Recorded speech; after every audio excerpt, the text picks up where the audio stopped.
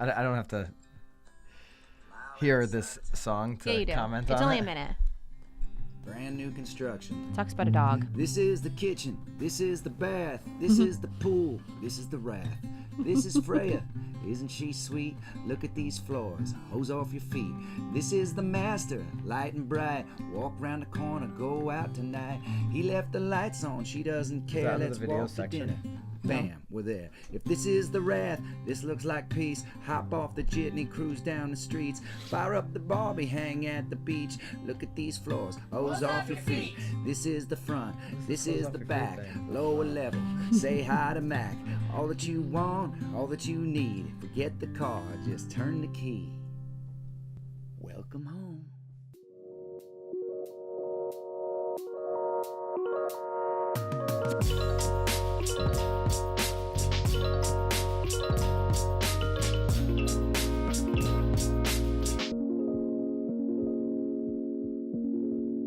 This is Byron Lazine and Nicole White, and you are tuned into episode 43 of The Real Word. We need to get Word is up. We need to get the air situation figured out in This here. this is going to be probably the quickest one of all time. I know real estate agents can relate to this. When you have a busy day, you just you've got to plow through it. So we're going to go. I know you want busy? the AC. There's no AC. You Yeah, I'm busy? super busy today. Oh, I hate that word. So Ugh, I hate people that are like, I'm so busy. I hate it when agents are like, I'm you know, busy. Oh my you God, know, I'm so busy. I'm so busy. I'm just so busy. So busy.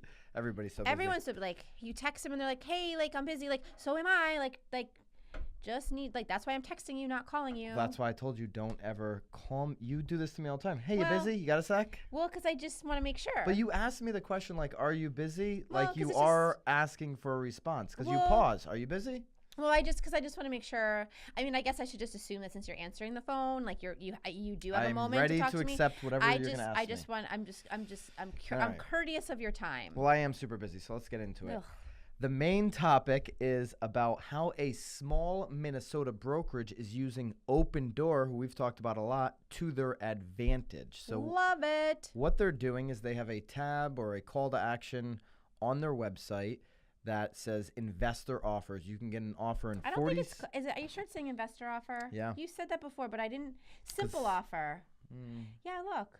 Yeah. Earlier this month, Bricks launched its Simple Offer program. Simple offer program. So they give sellers in downtown Minneapolis, Well, there's a few of them: Minneapolis, St. Paul, Maple Grove, Brunsville, and yeah, all Brunsville. cash offer within 47 hours through a portal on its own website. This portal links directly to Opendoor. So instead of They've mastered it. Opendoor has come to their little town, and they're gonna and they're actually going to use it to their advantage. So instead of being the broker that's going to cry about this Right. and be like, oh, these Opendoor dirt bags, they're using it to their advantage. And the reason behind stop this, Opendoor. Yeah. the reason behind this is they believe Stop Zillow. consumers, my boy Greg, Yeah.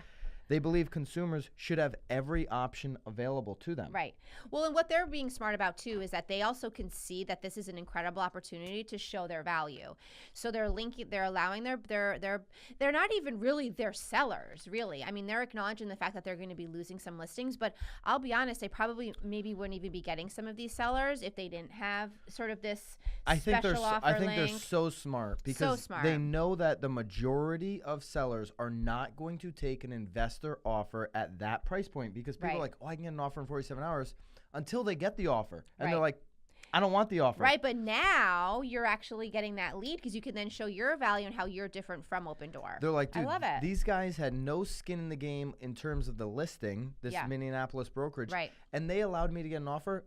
What does that create? It creates a level of trust right off the bat. They're going to end up going back to them to list Yeah. the property at the higher price. And this brokerage isn't even doing that much business. I think that they're only doing maybe 120 million a oh, year. no, 120. No, it's great, Eh, but I'm just saying, you like, know. it's a brokerage. Like, it's a, they're That's like, a good number. I think it's $120? I think it's a great number. I just, Come on. I'm not There's downplaying. some I agents think out there like Brinks is doing great, but I think that this is a very creative way to bring more business in. Yeah. I think it's awesome. yeah, I really think it's and so before the show we're like, hey, how could we do something like that? Opendoor's would it not make- in our area. Opendoor's not but- in our area, so we couldn't link directly out to Opendoor, but could we or anybody out there in a market that Opendoor is not in, could you say, I have 4, 5, 6 investors in my Rolodex, could I go to talk to all of them and say, hey, when I get offers Yep. or inquiries Yep. through this, Yep.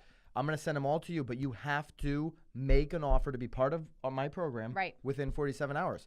Great. Now, granted, you could get a house that's worth 300 and you're offering 150 and Still an offer. it's ridiculous. At that Yeah. point, you could start it could be counterproductive. Yeah, for sure. But, I guess there might be a few instances too, though, where you may even have a cash buyer looking and then all of a sudden there might Pop up, yeah. blip, blip, blip. Yeah, that could happen too. Would that happen? It Just does like that? all the time. No, but if you have cash buyers that are not finding something on the market, inventory is tight, Right. but then you have to be able to make sure this works in the 47-hour window for Right. it to. Well, yeah. I gain guess traction. you have to put a number out there that Yeah. is super realistic. Because again, if you're saying 47 hours, God forbid they do it like on a Friday night. I mean, not to say that you can't get it done over the weekend, but I'm just, I think I wonder if that's business days. you just We're going to link that up. All 4 of our topics, the main topic, and we're about to get into the 3 rackets.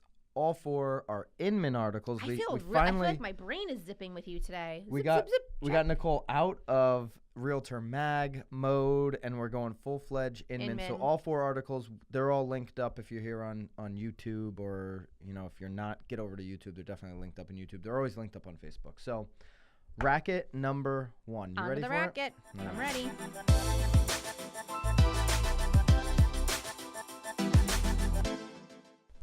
Real estate photographer sues Zillow for copyright infringement on listing photos. Is this a racket? This is a tough one. I mean, I do understand that these photographers do need to sign, these contracts saying that They own the photos. or yeah, I mean, Well, they 'cause don't need to, number one.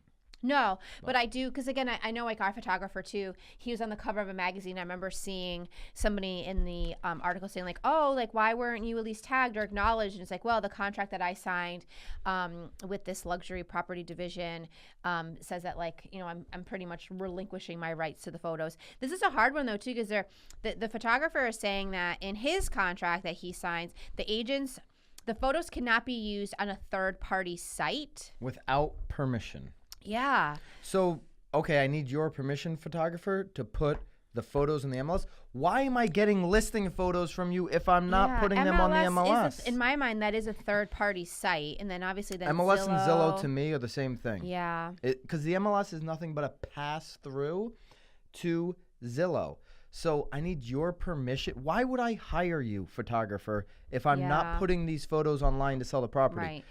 Here's what I know about real estate photography. I'm not talking about photography. Obviously, this is talking about real estate photos. I looked at him up a little bit. He's like an architectural guy. So when you're talking about real estate photography for residential real estate for the use of selling the house, there are photographers begging us in our marketplace right now to take photos of our listings. We have some photographers that we really like to use, right? We have a local guy and we have a bigger company. Between the two of them, that's who we like to use.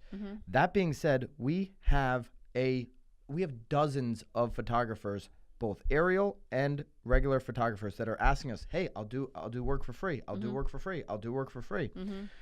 Then you're gonna have this photographer the audacity to flip it around and be like, "Dude, I'm suing everybody for using my photos." Yeah, well, he's suing Zillow. He's like, I'm gonna get in on this Zillow game. This dude is going to be so out of business so quick. I know he's Yeah. got his Zillow profile says he's got 40 years experience. Yeah. Dude, that's ridiculous. There's so much competition it's saturated. Yeah. Real estate photographers. It's an interesting little tactic here, and I don't get it. And you know but what's also interesting? That's why it's a racket. You know what's also interesting? It's a total racket. What else is interesting is nobody's asking the homeowners. Right. Photographers hire us, agents, or no, we hire them. Right. We do a contract with them for them Right. to come do the photos. Nobody's getting even anything signed from, we have something signed from the seller that says we can take photos, but the photographer who owns these photos of somebody else's house, he's getting no permission from the owner. Well, right. I feel like this is like the same sort of story we had. I don't think it was last week. It was maybe 2 weeks ago, where then the people that were buying the homes wanted like the photos removed because like then it was like privacy.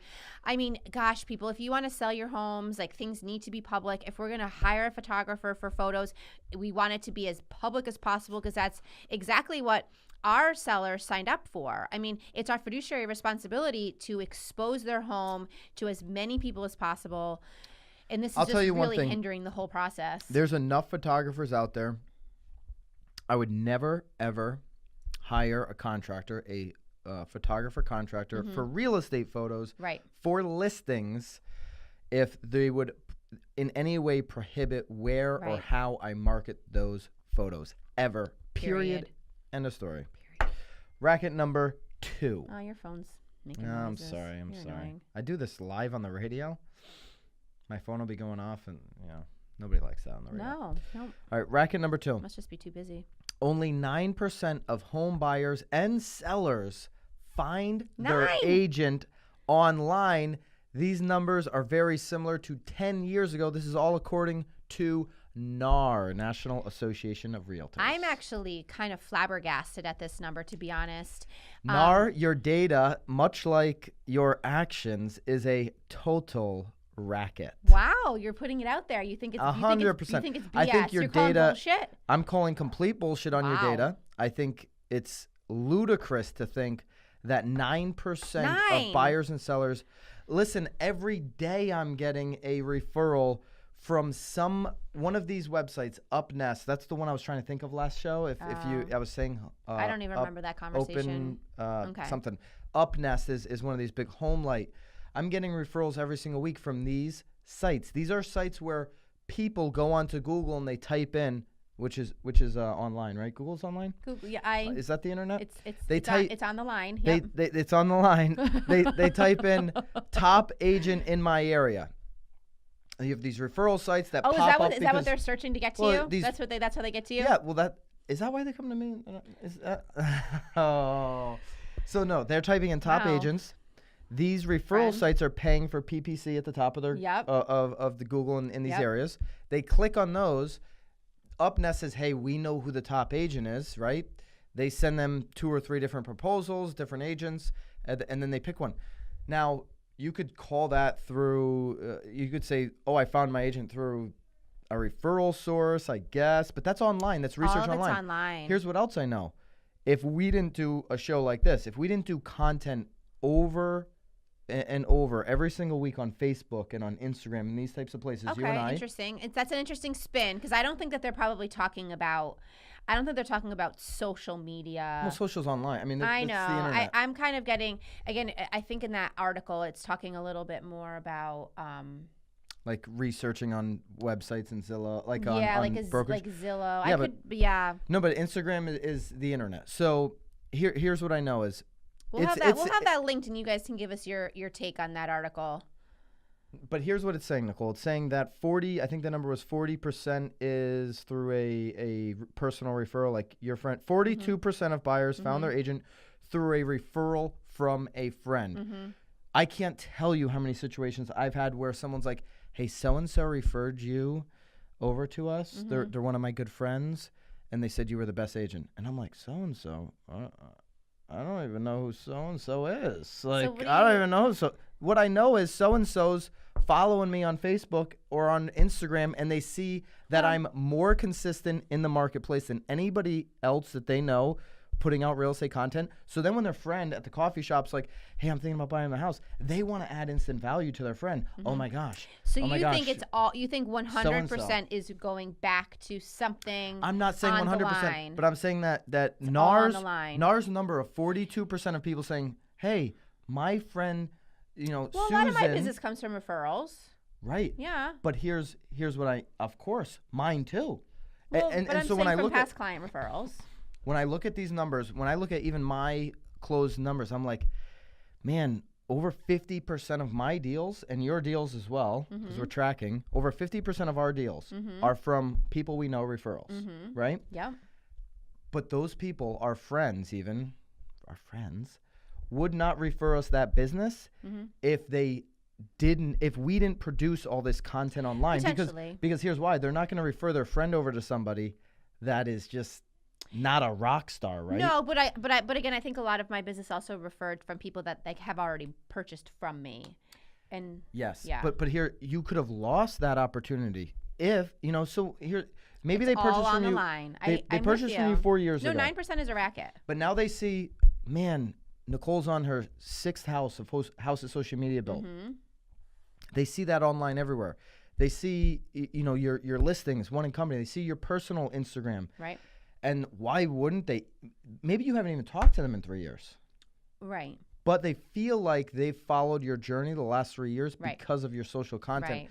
So that 42%, to me, a lot of that is being referred over because they are connected to that person socially or online or seeing them online consistently. Right. Yeah, no, I hear you. I think the 9% is definitely way off skewed. I mean, they're giving more props. And a lot of my business, my real estate business started at open houses, but that was also 10 years ago before social media was really like, and that was just like a blip. Like I think my younger brother was using it because he was going off to college, They've got open houses at 9 or 10%. Listen, I like that number. Yeah, I agree. believe in that number. I 100%. Yeah. Oh my goodness, if you work open houses enough, I mean, you can get a whole book of business from those leads. And then this one here, they used the agent previously to buy or sell a home. Again, that one is skewed to me because I think What number did they give you on that one? Well, it's about 25%. It's about a quarter Okay. on the graph here. So to me, makes sense on the face that, okay, you would just go back to the same person that you used. Right. If that person's keeping in touch, what's the easiest way to keep in touch right now? It's through one of these social profiles, right? For sure. So. Yep. Yeah, I think that's You're a totally racket, screwed. Nar. You're a racket. Yeah, well, we like to beat up on NAR. Well, I feel like though NAR's job though was to protect the agent, so they're obviously trying really hard to make the agent feel better about doing their open houses, and They're trying to make all these agents feel better that aren't doing anything online. Hey, don't Pretty worry much. about it. pretty much. Pretty much. Your past clients are just going to refer Pretty you all much. your business. Yep. Racket number 3. The third one. This is your favorite. You picked this one. No, it's not my favorite. I like when people are kind of goofy, and this is a little hokey to me. We've got a Hamptons agent, real estate agent, that put out a country video where he himself is singing to sell his $2 million listing. What I love the most What I want to know, it, is it a racket to say that this is gonna get the house sold? So in all honesty, I feel like if anything, I now know Telly. I've never heard of his name before. Who is the agent? His He's a name's Douglas Telly. Elliman. I just said Telly. Telly. Yes, I now know Telly.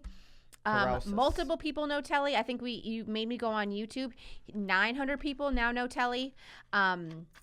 It may not get the home sold, but we always talk about our jobs as agents is to get is to make appointments, right? To get attention. Right. So it's not about, I mean, obviously it's about getting contracts and selling them and all, but our marketing is always to get people in the door and to get people to know about the house. I now know about this. I think the address is 11 hidden something. I mean, again, I'm not a Hamptons person, but I know it's number 11. So again, Telly's doing his job. You're halfway there. I now know about it. I know about him.